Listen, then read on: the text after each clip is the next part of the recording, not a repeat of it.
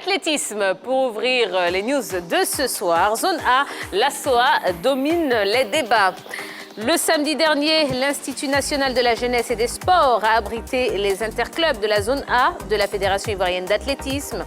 Une halte après celle de Dimbokro pour le compte de la zone B qui a vu la SOA triompher devant l'IEP d'Abengourou et OM d'Abidjan Sud qui ont validé leur ticket. Les militaires ont dominé la compétition dans les différentes disciplines au programme, dans les catégories seniors et juniors, hommes et dames.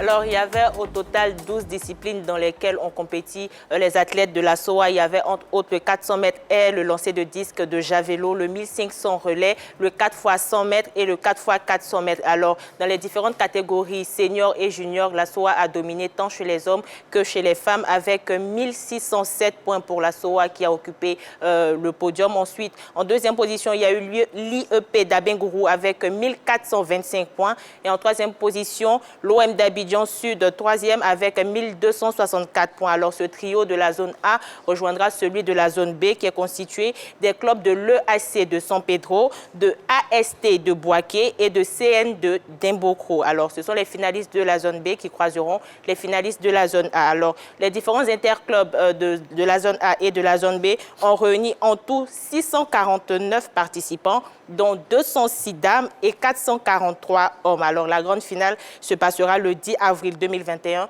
à Abidjan. C'est un rendez-vous à ne pas rater. Et voilà, pour tous les amoureux d'athlétisme. Effectivement. Absolument.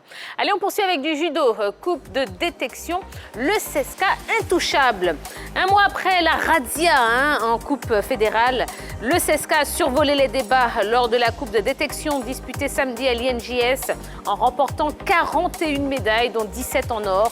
En l'absence des cadets, ce sont des jeunes pousses qui ont permis au club du président Daboné Seydou de se hisser de nouveau sur le toit du judo ivoirien.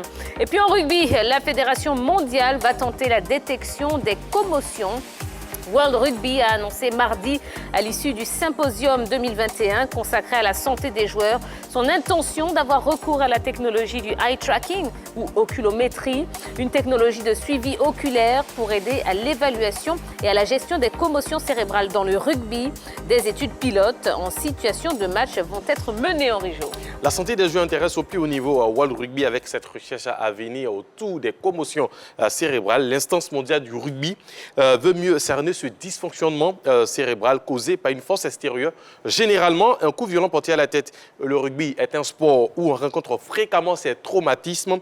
Alors, l'eye tracking ou oculométrie, comme vous l'avez dit en bon français, permet d'accéder à des données en mesurant où et comment l'on regarde. Sachant que la vision trouble fait partie des symptômes des commotions cérébrales, cette technique permettra de mieux les maîtriser et surtout de mieux les traiter. Bon, c'est une bonne nouvelle. Très bonne nouvelle. C'est une très bonne nouvelle. Allez, on ouvre notre page football. Et premier point de cette page football, Serie A, Gasperini élu meilleur coach. Comme en 2018 et 2019, l'entraîneur de l'Atalanta Bergame, Gianpiero Gasperini, a été désigné par ses pairs meilleur coach de Serie A de la saison 2019-2020. Le Gasp a reçu la Pancina d'Oro, littéralement le banc d'or, ce mardi à Zingonia, le centre d'entraînement de l'Atalanta.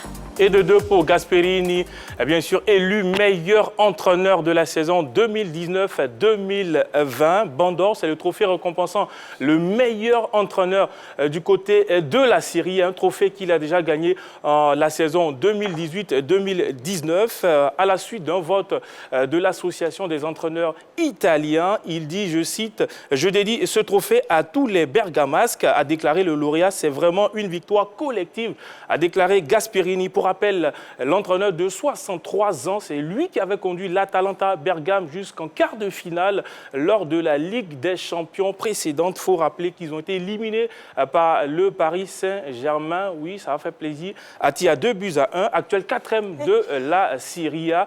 On va dire, cette équipe de l'Atalanta Bergame est bien partie pour jouer encore la Ligue des Champions la saison prochaine.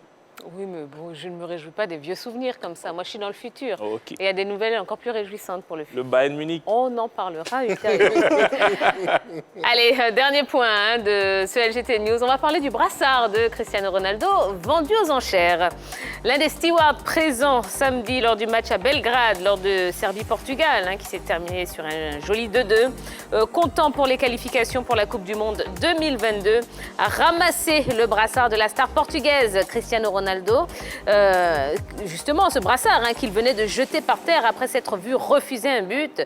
Ce dernier a ainsi contacté une chaîne sportive régionale dans l'idée de le mettre aux enchères pour venir en aide à un bébé de 6 mois atteint d'amyotrophie spinale et contribuer ainsi au financement du traitement de cette maladie rare. Comme quoi, ce geste anodin, insolite de Cristiano Ronaldo risque de se transformer en une magnifique œuvre de charité. Voilà, Cristiano Ronaldo, il faut essayer de restituer un peu le contexte. C'était offusqué d'un but qui lui a été refusé par l'arbitre central lors d'une rencontre comptant pour les éliminatoires du Mondial 2022 au Qatar face à la Serbie. Il y avait 2-2. Cristiano venait d'inscrire, c'est ce qu'il pensait, le but de la victoire, mais l'arbitre en a décidé autrement. Frustré par cela, il a décidé de quitter le terrain en jetant le brassard. Aucun membre du staff du Portugal n'est allé récupérer le brassard. C'est plutôt un steward serbe qui l'a récupéré, comme vous l'avez si bien dit, et qui a décidé de mettre ce brassard-là aux enchères pour une bonne cause, celle de sauver un petit enfant. Il faut dire que les choses sont allées très vite, puisque quand il l'a proposé à une chaîne de télé, automatiquement, elle a décidé de lancer les enchères. Et le coût du brassard est monté pour atteindre une valeur de 6 000 €, je dirais près de 3,6 millions, entre 3 millions et 4 millions de francs CFA. Et ils espèrent tout simplement que les enchères vont continuer à monter parce qu'ils ont besoin de pratiquement 2 millions d'euros pour le traitement général concernant cette maladie. Donc on verra, disons, le montant final que va atteindre donc, la valeur du brassard de Cristiano Ronaldo. Bon, alors je ne serais pas étonnée, hein, moi, d'apprendre que Cristiano Ronaldo lui-même va racheter son brassard. Va financer l'opération de l'enfant, parce qu'on voilà, on le sait très généreux, voilà. Et il a la main sur le cœur. Et c'est le genre d'action qu'il fait régulièrement, donc je ne serais pas étonnée. Mais c'est un bon geste aussi parce que voilà. le steward aurait pu garder le brassard et le vendre aux enchères pour récupérer l'argent. Oui, non, mais automatiquement, il a pensé à aider un enfant qui souffre d'une maladie. Je pense que c'est un très beau geste. Quoique dans la colère, on peut sauver des personnes. Hein. Voilà. Comment? Dans la colère, on peut sauver aussi des personnes. Bon, en tout cas, il ne le savait pas au moment où il l'a fait, mais en tout cas... Voilà, bon, on en reparlera. Je vous le dis, j'ai le flair pour ce genre de choses. Si. Allez, tout de suite, on va passer à la suite. Oui, dans un instant, on va parler de ce match, hein, Côte d'Ivoire-Éthiopie. Et vous pourrez nous appeler, oui, pour répondre à cette question. Est-ce que vous avez été convaincu par le jeu produit par nos éléphants de Côte d'Ivoire? Je vous donne tout de suite le numéro de téléphone. 27 21 59 93 99. C'est le focus de ce soir.